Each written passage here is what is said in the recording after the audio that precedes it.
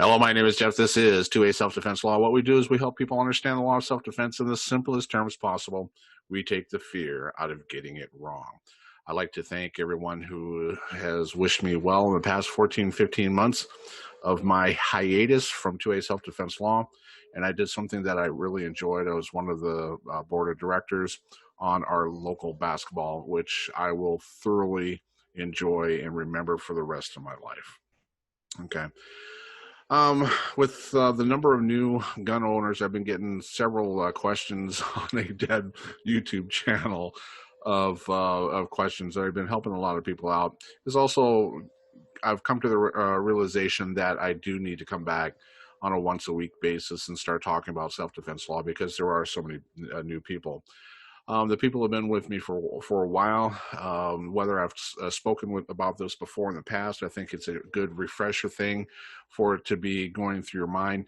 Again, one of the reasons why I like teaching is because it is reinforced in my mind. But we're going to be talking a little bit differently about self-defense right now. Now, this up here, I have been getting some questions about, I've been getting a lot of questions about the lasers that were happening in Portland. In particular, we had some federal agents that were permanently blinded in Portland using lasers, and if that is a deadly force scenario. And it's a rabbit hole self-defense thing, and you're going to really have to have your narrative. If you're going to be pulling a trigger because someone is pointing a laser at your eyes, it must be a dire straits scenario, because permanent blindness isn't guaranteed, but it's something definitely that can happen. Now, it goes in the same vein as pepper spray. If pepper spray or lasers are used in an offensive manner that is likely or intended to cause great bodily harm, yes, you can use deadly force. But again, is that a road that you want to go down? And your narrative has to be pretty prevalent. Now, I am going to be using a Minnesota statute for great bodily harm. And the wording is going to be different in your state, but pretty much all states are going to have this wordage. Great bodily harm means bodily injury which creates a high probability of death, or which causes serious permanent disfigurement, or which causes a permanent or protracted loss or impairment of the function of any body member or organ, or other serious bodily harm. So if blindness is a threat, yeah, you can use deadly force. Again, that's a rabbit hole decision, and you got to be mindful of it. Other great stories that we're dealing with right now is the McCloskeys. Now, I don't know what that picture is. Do we have a picture of the McCloskeys? Maybe on this one. There we go. That's a pretty good, obnoxious picture of the McCloskeys. Now, some of you guys have gotten backlashed at me a little bit. Now, to me, this is assault. What she is doing to pointing a handgun. Now, other people are going to say, well, some people were flashing magazines, others were given death threats. I'm not exactly sure what was going on right now, but you can defend your home. And I don't really like that phrase. You can defend your home, not with deadly force. Now, there are some states, because you can't protect property. Now, in some states, you can use deadly force if someone's going to be torching your place. But in general, you can use ordinary force, less than lethal force to protect your property. Now, I'm not going to really talk about Texas. There are some rabbit hole decisions on day, night, that kind of thing, and I generally don't talk about that in a national audience. But you cannot protect your home with deadly force. You can protect each other from death or great bodily harm, but you cannot protect your home with a gun. Now, people are going to say, well, they have a right, they have a 2A defense. You have your 2A rights. Sorry, I haven't been in this for a while, and I got to get my mouth oriented back to how I speak. People are going to say, yeah, our Second Amendment guarantees the right for us to protect our house. Well, not necessarily in the fashion that they did. Now, obviously, that they're going to need some tactical training, and that's going to be a huge issue. Now, because this brandishing or illegal use of a weapon is not self-defense law, and this is going to be highly specific to you in your state. In particular, if you have open carry laws, if you don't have open carry laws, if you have a fence in the front of your yard, all these things are going to be rabbit hole issues that is going to be fought in court, and it shouldn't be a tactical doctrine on how to fight the fight here and now. Now, Missouri is a little bit interesting, and the fact that Sarah McCloskey, as you see here in this picture, is pointing a gun at somebody. Now, even if someone was saying that there was a guns being pointed at her, she didn't fire the gun. He didn't fire the gun. So in their mind, they weren't in immediate threat of death or great bodily harm, because if they did think that they were in immediate threat of death or great bodily harm, bullets would have been flying. All right. So that level of force wasn't warranted. Now, it's my understanding that Missouri has a special provision, and I haven't had time to look it up, but if true, I find it interesting that this fact came out. Now, as you see that Sarah McCloskey, she's pointing the gun, she was waving the gun, she was flagging her husband with the gun. According to Missouri's brandishing law, that the gun has to be operable. Okay, so when she turned this gun over to the lawyer, and the lawyer turned it into the district attorney's office, he said it was inoperable. Okay, and that is true. You can't be charged with brandishing of an unoperable gun in the state of Missouri. You know, I want to talk. This is always a circular argument that I want to talk to you guys a little bit about. Now, there's really two parties to the story. Now, if someone had a weapon that wasn't able to be fired, but someone else perceives that weapon as a deadly threat, someone else could have just, shot her. Now, we're not really talking in this particular scenario because they were trespassing. All right. Now, I want to talk a little bit about standing ground. People talk about this a little bit of standing ground. She had the right to stand your ground with castle doctrine. And then, then you get some of the Black Lives Matter people said that they had the right to stand their ground. But I want to tell you about standing ground. And I should have taken a look at this before I really spoke. But standing ground is very specific in a lot of states. If standing ground was put into law via the black letter law, via statute, there's usually some wrestling between liberals and Democrats, and what they will also put in is a couple of conditions: that you are legally allowed to be where you are, you're not committing a felony, and then other states like Pennsylvania will put in that you're being attacked by a deadly weapon. Therefore, if you meet all these conditions, you don't have to explain yourself about retreating. So I find it ironic that the Black Lives Matter people saying that they had a right to stand the ground. Well, they were not in a legal place. They were trespassing. All right. They were not legally allowed to be where they are. So by definition of that, they had a duty to retreat before they shot. Now, McCloskey's do have some issues with the castle doctrine. And when I talk about the castle doctrine, these are always a rabbit hole issue where this is not tactical doctrine. You should not take this to heart during the moment. This is for the fight in the court. It's not for the fight on your property.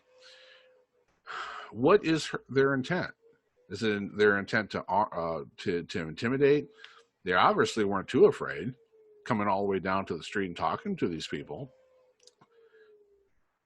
I do believe people have a right to defend themselves. I have that phrase "defend their property." I think is overrated, because again, it's for ordinary force, not deadly force. So I get a lot of flack with this. Now, Black Lives Matter use this as talking fodder. All right. And it proves a little bit of a point where I'm talking about. Now, this woman right here, Kim Gardner, she's a district attorney for St. Louis. All right. She is also a puppet of George Soros. I want to tell you something. It's not just that they're going after the guns, and I don't really like that phrase. The liberals are going after gun rights and the Second Amendment, but they're also doing other things. George Soros is giving a crap load of money to people like Kimberly Gardner, where her allegiance lies to George Soros. George Soros gave her about $116,000 a couple of days before her primary election, and she won handily. Gave a crap load. So what they actually do is they start looking for people who align with how George Soros feels with Second Amendment, get them into office, and then these questionable political cases come to avail. Now, she didn't arrest, as far as I'm aware, any of the rioters for setting fires, etc., intimidating people. She didn't do any of that. What she did is that the McCloskeys fit the George Soros Black Lives Matter narrative, that people who defend themselves are bad, but people who riot and set things on fire, they're okay. George Soros has given a lot of money. Oregon, Seattle, California, Arizona, Texas, all the Gulf Coast states, everything along the Atlantic coast, a lot of money for these district attorneys to take office, because the district attorney has a huge bandwidth on what they're going to prosecute and who they're going to prosecute. A very good district attorney is going to look at the facts that he can acquit or he can go after him. And she doesn't. She doesn't look at the other side at all. She just sees everything through the lens of a political activist. So basically what I'm trying to get to is this.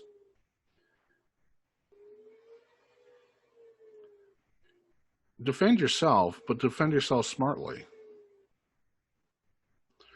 Learn the 5 elements of self-defense: innocence, eminence, proportionality, avoidance, and reasonableness. Try to abide all of those. And if you get into a situation where one or some of those those requirements are suspended in whole and part, you're going to have a better narrative than anything else. With the McCloskeys, they made contact. I think they made a mountain over a molehill. All right.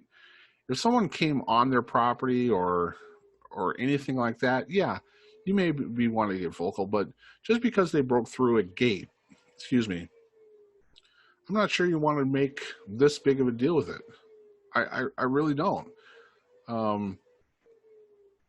Maybe stay in your home a little bit armed in your home may have been a better option than just coming outside and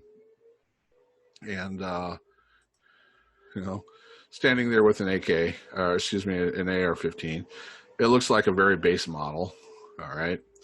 Um, I'm not sure that is a very wise decision. And we talk about knowledge and we talk about wisdom. And Mark Twain basically said this a while ago, but I've kind of twisted it to make it into my own.